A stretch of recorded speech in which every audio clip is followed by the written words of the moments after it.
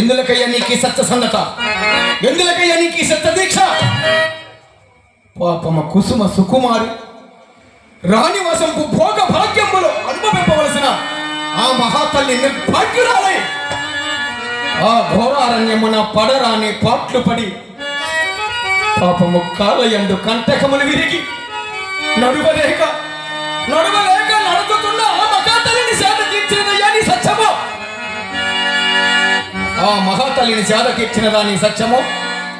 ఏమయ్యా హరిశ్చంద్ర, నవకండ భూమండల మకీతలమునకు ఏకఛత్రాధిపత్యము వచ్చి ఈ భూవలయ మేలు సమర్థుడు నీవు అసమర్థుని వలె అడవుల పాలైతివి కదా, అప్పుడు ఏమైనా రక్షించినదా నీ సత్యము?